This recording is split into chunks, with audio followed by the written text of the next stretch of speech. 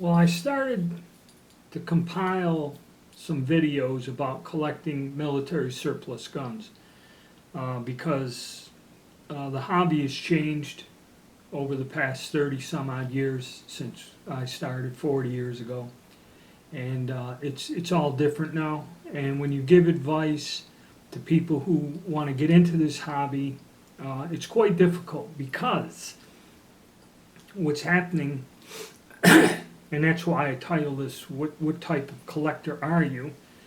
When I make a video about military surplus firearms, collecting them, buying them, the value, or how to repair them, grade them, research them, I'm dealing with, you call it multifaceted, or people at different levels, okay? Let's start with the basic person, somebody who wanders around through yard sales, flea markets, a gun show, kind of really doesn't consider himself a collector, but spots an old gun, be it cut down or something, and he looks at the price tag. It's kind of like when the Mo's and the Gons come in. I was at a gun show and everybody, there was 4 or 5 dealers, had cases of them, so there was like 20 of these rifles, and they were priced at $100. That was the rifle, the bayonet, the sling, all the accessories, and the ammo pouch, $100. And I remember a guy come up to me and he was looking at a bunch of them. I'm walking through the aisle at the show and I walked past him. He goes, "Are those good guns?" I said, "Well, look at the sign, 1891 model, 9130. Okay, it's an old design gun. It's just a basic old military bolt action gun.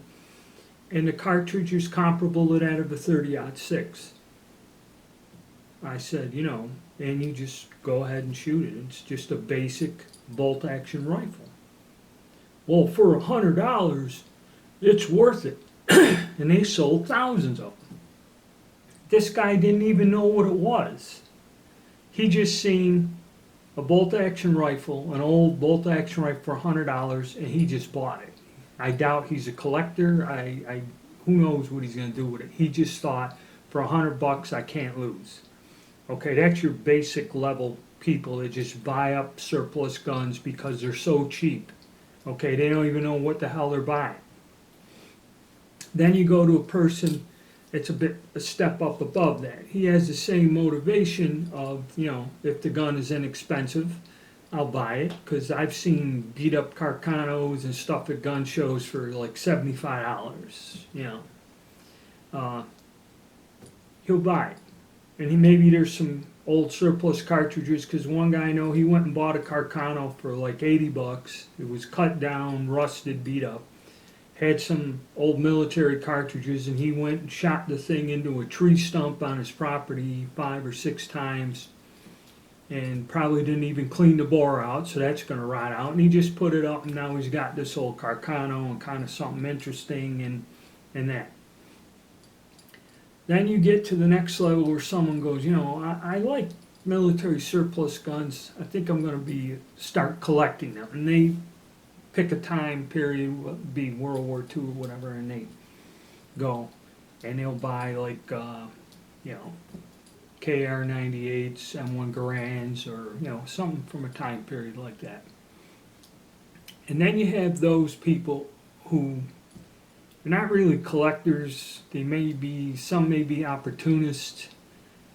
Some are just people I know a couple people that are in the auction and salvage business and estate auctions. The guy actually runs an estate auction service.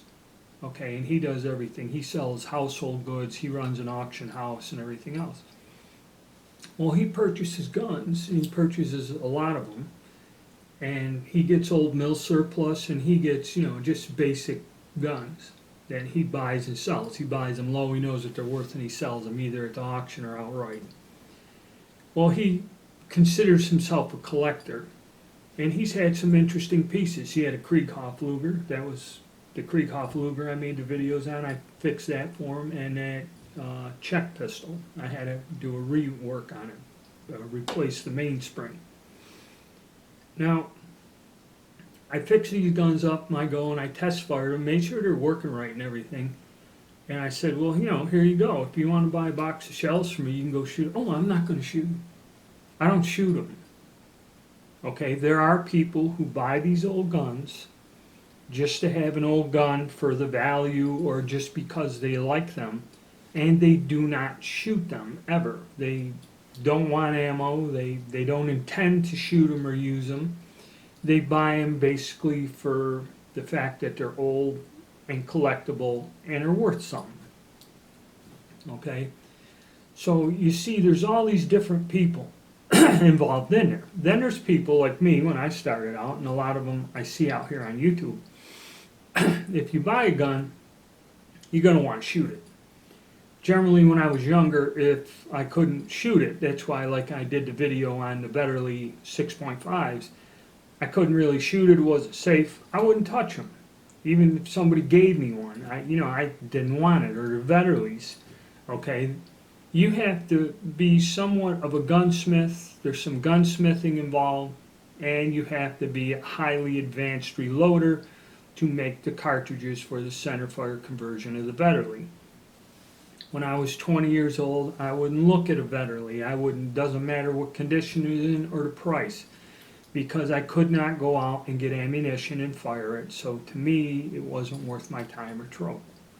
Now, years later, that's one of my niche fields, is the Betterly conversions and firing the Swiss Betterly rifles, which are kind of fun to shoot. But there is a cost. In other words, I'm not going to buy the gun for $80 and then for $40 buy 300 rounds of ammo to stuff in there. Okay, that isn't there. And a lot of people, that's the reason why a lot of Milsurp people interested in or collectors like these guns, is you can go and still find surplus ammo in 8mm. I don't know about 303. There's 30-06s come in, 308 Winchester to 7.65 by 55. You can get that, and every now and then stuff shows up in a surplus market, which is fairly reasonable. Okay, so that's what some people buy the gun, don't want to reload, don't go in it, just want to buy inexpensive ammunition, go out and shoot it, and there's nothing wrong with that. So as you see, as I give the advice, I'm hitting all these different points and people. Okay, so I'm going to start covering things in little steps. Research, educate yourself, know what you're buying more or less, so you don't get screwed. Then, there's other things, pricing, price guides, that to me a lot of stuff's out of whack, but realistically things have changed, like I said, in the past 30 years. Know who you're dealing with, okay, because either other collectors, dealers, companies, okay, this is where you have to watch out. And then again, when you're sourcing stuff, if you can't just go to a dealer or a company, then you're going to have to go to different sales, auctions and that. And a lot of people have asked me about auctions, online auctions. Okay, and I'll do a separate video covering that, and I'm saving up examples to show you. I got to figure out how to set this camera up on a computer or TV screen, and I can show you different things.